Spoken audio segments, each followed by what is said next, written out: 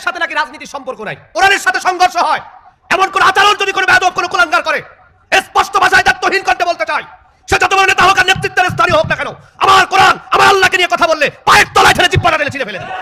সূরা ফাতিহার তরজমা যে জানে না, এ কেমনে বুঝবে কোরআনে রাজনীতি আছে না নাই? আসসালামু আলাইকুম রাহমাতুল্লাহ। দর্শক, বিএনপির মহাসচিব মির্জা ফখরুল ইসলাম আলমগীর বলেছেন কোরআনের সাথে রাজনীতির কোনো সম্পর্ক নেই। এমনই বক্তব্য দিয়েছেন, এমনই মন্তব্য করেছেন বিএনপির মহাসচিব মির্জা ফখরুল ইসলাম আলমগীর। তো মির্জা ফখরুল ইসলাম আলমগীর আসলে কত বড় শিক্ষিত, কত বড় আলেম, সেটা একটু পরে আপনারা জানতে পারবেন। আসলে কোরআনের ভিতরে কি কোনো রাজনীতি নাই?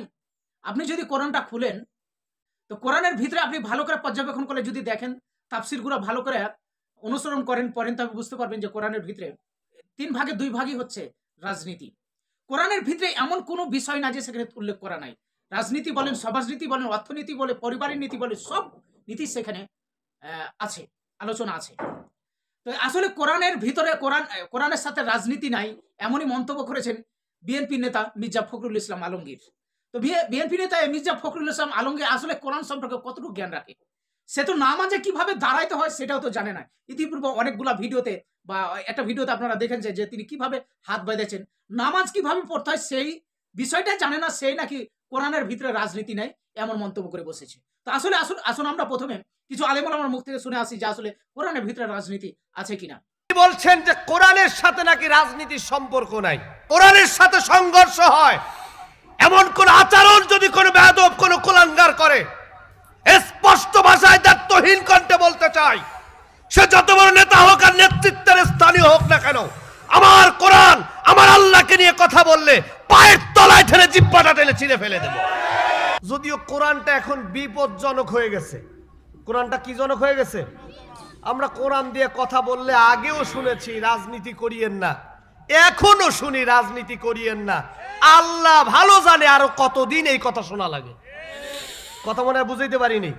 এই আজকে একজন বাংলাদেশের একটা অন্যতম দলের একজন শ্রেষ্ঠ ব্যক্তিত্বর নাম নিব না, ভাসুরের নাম সবাই জানে, তিনি বলছেন যে কোরআনের সাথে নাকি রাজনীতির সম্পর্ক নাই।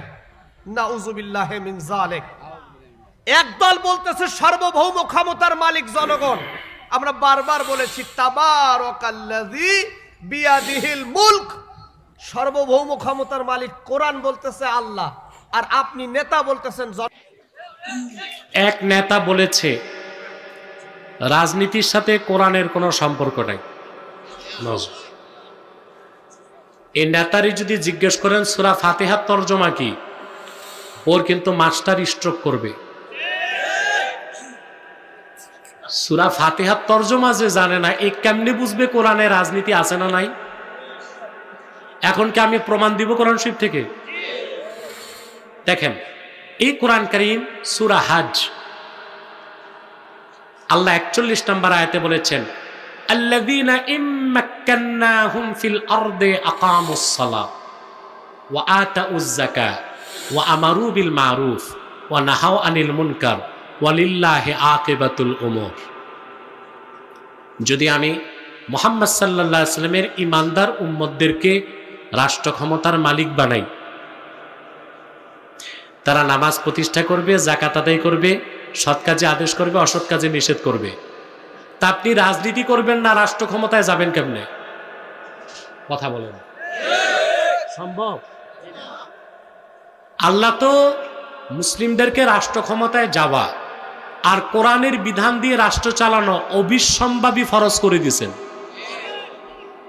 এই জন্য ইসলামের রাজনীতিকে যে অস্বীকার করবে সে কাফের হয়ে যাবে। সমস্ত উলামায়ে কেরাম একমত, আসিয়াসাতুল ইসলামিয়া জুজউল ইসলাম আল্লাযী লা ইয়াতাজাজ্জাউ। ইসলামী রাজনীতি ইসলামের অংশ, ইসলাম থেকে তা আলাদা করা যাবে না। এখানে দেখলেন এনাতুল্লাহ আব্বাসী কি বলেছেন, যে যেসব আলেম ওলামা যে ব্যক্তি বলে যে কোরআনে রাজনীতি নাই, আসলে মূলত মানে সঠিক ব্যাখ্যা যদি আপনি করেন আসলে সে কাফির। তো সেই তুলনা যদি করতে চান মির্জা ফখরুল ইসলাম আলমগীর আসলে ঈমান হারিয়ে ফেলেছে, আবার তাকে নতুন করে ঈমান আনতে হবে, আসলে সে কাফের হয়ে গেছে। কোরআনের ভিতরে স্পষ্ট আছে রাজনীতির কথা। আপনি সূরা হজের 41 নম্বর আয়াতটা খুলে দেখুন তো, সেখানে স্পষ্ট আল্লাহ তাআলা বলেছেন আমি যদি ঈমানদারদেরকে ক্ষমতায় দিই তবে তারা 4টি প্রথমত কাজ করবে। প্রথমটি হচ্ছে নামাজ কায়েম করবে, যাকাত কায়েম করবে, সৎ কাজের আদেশ দিবে এবং অসৎ কাজ থেকে বিরতি রাখার আহ্বান করবে। তো এখানে তো আল্লাহ তাআলা ক্ষমতার কথাই বলেছে, রাজনীতির কথায় কোরআনে স্পষ্ট বলে দিয়েছে যে মুসলমানরা যদি ক্ষমতা যায় তবে তারা কি কি করবে, কি 4টে পয়েন্ট প্রথমে আল্লাহ তাআলা এখানে নির্দেশ দিয়েছে। তো এখানে তো স্পষ্ট রাজনীতির কথা উল্লেখ আছে। তো কোরআনের ভিতরে তো রাজনীতি অনেক। এখন যেসব আলেম ওলামা বলে যে আমি কোনো রাজনীতি করি না, আর ওয়াজের মঞ্চে বসে 1.5 ঘন্টা 2 ঘন্টা আলোচনা করে রাজনীতি করে না, আমার মন চাই তার গালে গালে থাপ্পড় দিতে। এখন আপনারা বলবেন যে আপনি আলেমকে কেন থাপ্পড় মারবেন? আসলে এরা আলেম লাই, এরা হচ্ছে পাক্কা শয়তান। যারা কোরআনের হক কথাটাকে গোপন করে তারা কখনো আলেম হতে পারে না। যদি কোনো ব্যক্তি কোনো আলেম 1 ঘন্টা আলোচনা করে, তাকে 40 থেকে 45 মিনিট শুধু রাজনীতির আলোচনা করতে হবে, বাকি 15 মিনিট তাকে অন্য বিষয়ে আলোচনা করবে। তো যদি সে কোরআনের ভিতর রাজনীতির কথাটা তুলে না ধরে, সেটা পাক্কা শয়তান। ওই জন্য আমি বললাম যে এই ধরনের আলেম ওলামাকে আমি গালে গালে থাপড়াইতে ইচ্ছা করে আমার। আমি ওয়াজ মাহফিলে যাই, কিন্তু দেখি যে না, হুজুরি একটাও রাজনীতির কথা বলে না, তো উঠে চলে আসি, কারণ এটা পাক্কা শয়তান। এর ওয়াজ শুনে কোনো ফায়দা হবে না। আল্লাহ রাসূল রাজনীতি করে গেছে, সাহাবা ইকরাম রাজনীতি করেছে, আর আল্লাহ তাআলা সরাসরি কোরআনের ভিতরে নির্দেশ দিয়েছে আয়াত দিয়ে যে আমি কোনো যখন ইমানদারদেরকে ক্ষমতা দিব তারা 4টি কাজ করবে, নামাজ কায়েম করবে, যাকাত কায়েম করবে, সৎ কাজের আদেশ দিব, অসৎ কাজ থেকে বিরতি রাখার আহ্বান করবে, নিষেধ করবে। তো এখানে স্পষ্ট এরকম অনেক অনেক আয়াত আছে। আপনি কোরআনটা খুলে দেখেন যে 60%-এর বেশি রাজনৈতিক আয়াত। তো এই রাজনীতি আয়াতকে যারা অস্বীকার করে তারা আসলে মূলত কাফের হয়ে গেছে। তো সেই তুলনায় এনাতুল আব্বাসী, যেহেতু আমি কোনো আলেম নয়, মুফতি নাই, এর জন্য ফতোয়া দিচ্ছি না, কিন্তু এনাতুল আব্বাসী স্পষ্ট কিন্তু বলে দিয়েছে যে আসলে এই কাফির হয়ে গেছে। তো মির্জা ফখরুল ইসলাম আলমগীর যে কথা বলেছে, সে নিজের নামাজ পড়তে জানে না, নামাজে কিভাবে হাত বাঁধতে হয় সেটা জানে না, সেই লিয়াসে নাকি কোরআনের ভিতরে নাকি রাজনীতি নাই, যে সূরা ফাতিহার তর্জমাটা করতে পারবে না। তা আসলে হাস্যকর বিষয়। তো দর্শক, আজকের বক্তব্যটি এ পর্যন্ত। আজ আপনাদের মন্তব্য কি অবশ্যই কমেন্ট বক্সে জানাবেন। আজকের ভিডিওটি এ পর্যন্ত, দেখা হচ্ছে পরবর্তী ভিডিওতে। সে পর্যন্ত ভালো থাকবেন, সুস্থ থাকবেন। আসসালামু আলাইকুম ওয়া রাহমাতুল্লাহ।